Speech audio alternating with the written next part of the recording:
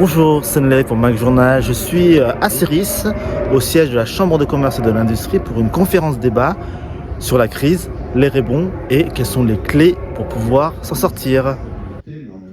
Un entrepreneur ne doit être jamais seul face aux difficultés. On en a traversé pas mal ces derniers mois, ces dernières années, et nous l'avons été. Et la Chambre, de ce côté-là, a vraiment essayé d'être aux côtés des entrepreneurs dans cette crise, qu'elle soit crise sanitaire, crise numérique ou autre. Nous avons vraiment envie de, par exemple, vous voyez, on a une organisation qui s'appelle le CIP 77 qui accompagne les chefs d'entreprise juste avant qu'ils aillent au tribunal de commerce.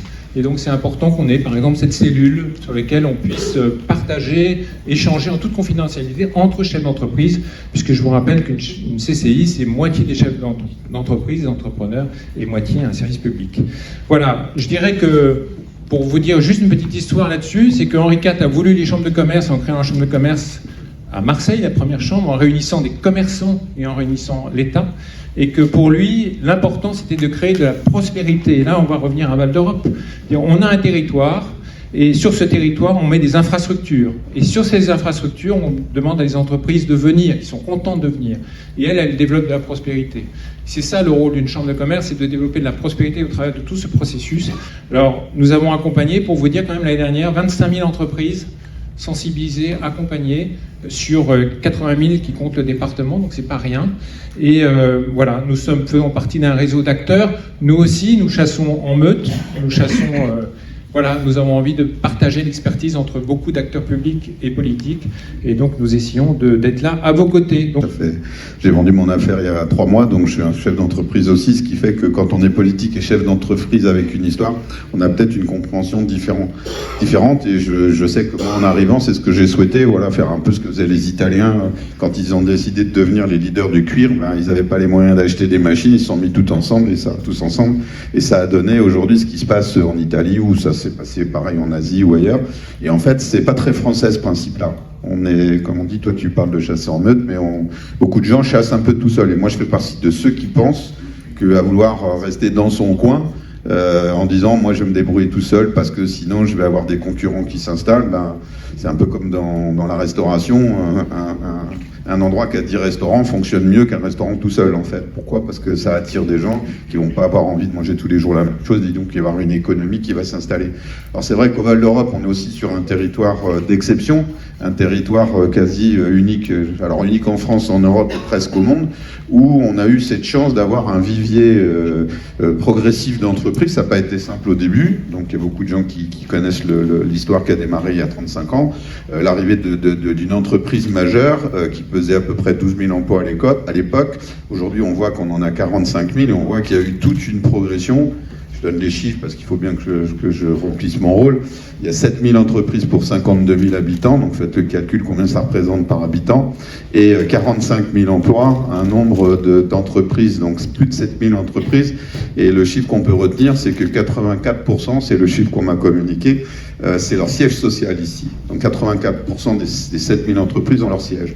Ce qui veut dire que il y a énormément alors, de petits chefs d'entreprise et de gros chefs d'entreprise. C'est la stratégie qu'on a développée tous ensemble, c'est de sortir du monde du tourisme et de dire le tourisme qui a été généré ici au Val d'Europe et sur l'ensemble du territoire. Je rappelle que ça pèse 7% de l'économie nationale touristique. La présence de Disney et de Val d'Europe avec toutes les entreprises qui sont là, la Vallée Village, je ne l'oublie pas, cher Alison, le centre commercial et Village Nature, et tout autour de ce monde-là, ben, se sont greffés tout un tas d'entreprises avec des activités vraiment diverses et variées. Et ce qu'on prône, et c'est ce qu'on essaye de développer, on l'a vu pendant la crise sanitaire, c'est que quand on pèse une activité, qu'on a une activité à 75% touristique, quand on ferme les robinets et que tout est à l'arrêt, ça devient très compliqué pour le redémarrage.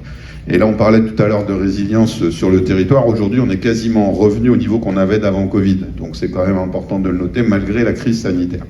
Donc le territoire, il est assez exceptionnel, mais tous les gens qui sont là le connaissent. Et bon, la Chambre de commerce, elle a un rôle non pas sur Val d'Europe uniquement, bien sûr, c'est toute la Seine-et-Marne. Et le poids de notre territoire, avec jusqu'à Chelles, tout Marne-la-Vallée, est extrêmement fort dans le département et apporte à l'ensemble du territoire. Je rappelle que, en gros, pour un emploi qui est créé ici, vous en avez 4 ou 5 qui sont créés en dehors du territoire. Donc c'est près de 150 000 emplois qui sont indirectement dans tout ça, parce que vous avez les entreprises qui travaillent directement pour les activités touristiques, tout un tas de gens qui sont arrivés ici et d'autres entreprises, et on arrive à des entreprises qui viennent travailler pour ces entreprises-là. Donc c'est presque une économie circulaire, en fait. Et c'est ça qui est intéressant. Voilà. Donc, pour conclure, parce que je suis toujours très bavard, presque plus bavard que toi, non ? Mais parce qu'aussi ça me passionne un peu, mais c'est vrai qu'on a un territoire en fait qui est un modèle du genre, on est parti de rien, il faut savoir que c'était des champs, on l'a construit, et tous les gens qui se sont installés ici, je vois plein de chefs d'entreprise que je connais, qui ont fait confiance à ce territoire, et en fait qui apportent énormément de choses. Alors c'est jamais simple, parce que comme on dit, on est dans un pays où s'installer, il faut être costaud, hein, souvent on s'est installé une fois, on peut avoir échoué, moi-même j'ai échoué. Je le dis toujours, j'ai tout perdu à 30 ans. Redémarrer en France, quand on a échoué, c'est pas comme aux États-Unis. Aux États-Unis, on vous signe tout de suite parce qu'on sait que vous avez assumé votre échec. En France, je vois des banquiers aussi, il y en a certainement ici, je vois le directeur de la Banque de France. C'est pas très simple. On est dans un pays qui n'est pas forcément des plus aidants pour le monde économique. Je le dis toujours, c'est une lutte qu'on a tous. Faut faire confiance pour que tous les jeunes, il y a des jeunes qui sont là et c'est la relève, s'installent et puissent se dynamiser. Donc là aujourd'hui je suis ravi de savoir qu'on attire de plus en plus d'entreprises en France, puisqu'on est le pays qui a attiré le plus d'entreprises. On crée beaucoup d'emplois et je trouve que la façon dont on pose souvent la question économique, qui consiste à dire est-ce qu'on va entrer en récession, est-ce que les choses vont s'améliorer, etc. Cette question me semble pas très pertinente pour plusieurs raisons. Ce sont donc les clés du rebond. Est-ce que vous êtes venu avec votre trousseau de clés et quelles sont les clés que vous avez dans votre trousseau ? Ah oui. Non, mais ce qu'il faut déjà expliquer, c'est qu'il y a vraiment des choses qui sont assez positives en ce moment. Alors, je sais que quand on lit le journal le matin, on a l'impression qu'il n'y a que des mauvaises nouvelles, mais on a une économie en France, mais c'est vrai en Europe, même dans l'Occident d'ailleurs, mais une économie qui résiste plutôt pas mal. On a des évolutions technologiques qui sont très positives et très intéressantes, avec le numérique, l'intelligence artificielle, les robots, les biotechnologies pour des entreprises qui sont dans le domaine de la santé. Et donc il me semble en fait qu'on sous-estime un peu notre capacité à bien faire, à utiliser les technologies. On surestime aussi l'effet négatif que le contexte peut avoir sur l'économie. On oublie de voir des choses qui sont des évolutions plutôt favorables. Par exemple, le prix des matières premières qui commence à reculer, le prix du gaz qui est même bas d'ailleurs. Voilà. Donc en fait, ce que je veux, c'est envoyer un signal de confiance. Et puis dire que, de toute façon, l'économie, c'est pas quelque chose qui tombe du ciel. C'est nous qui la faisons. C'est nous qui faisons l'économie, les investissements, les embauches, les innovations. Donc c'est entre nos mains. Votre optimisme reste intact avec tout ce qui se passe, avec la réforme des retraites, les différentes manifestations. Oui. Alors la réforme des retraites pour moi est un sujet qui m'impressionne pas du tout, dans la mesure où à chaque fois qu'il y a une réforme des retraites, de toute façon, il y a des manifestations dans le pays, il y a des mécontentements. C'est normal, ça fait partie de notre culture sociale. Donc ça, franchement, c'est business as usual pour parler en très bon français. Il y a des choses qui m'inquiètent, par contre. La dégradation de la qualité de l'éducation nationale m'inquiète beaucoup. La dégradation de la qualité de notre système de santé m'inquiète beaucoup. Le fait que je trouve qu'on n'investit pas assez, qu'on n'innove pas assez dans des secteurs justement comme l'intelligence artificielle. Donc il y a des choses qui vont pas bien. Mais en même temps, c'est des problèmes qu'on peut résoudre. Vous voyez, il y a des choses qui est difficile de résoudre. La guerre en Ukraine, ça dépend marginalement de nous. On peut s'y adapter, mais ça dépend très secondairement de nous. En revanche, réparer notre système d'éducation nationale, être plus compétitif, investir davantage, ça c'est vraiment entre nous.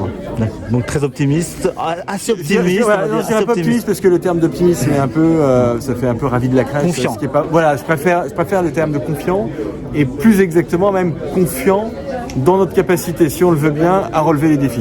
On anticipe plutôt un rebond de l'économie française en 2024 et en 2025. Déjà, la première bonne nouvelle, c'est que nous avons revu à la hausse nos prévisions de croissance pour 2023, l'année en cours. Elles étaient de plus 0,3, elles passent à plus 0,6. C'est-à-dire qu'on devrait éviter la récession. Et en 2024 et 2025, nous anticipons une croissance de l'ordre de 1,2 pour 24 et de 1,7 pour 26. Donc ça veut dire qu'en termes de hausse des prix, ça va se... Comment on en est? Où est-ce qu'on en est là? En termes de hausse des prix, ce qui est anticipé, c'est que le pic devait être atteint en 2023.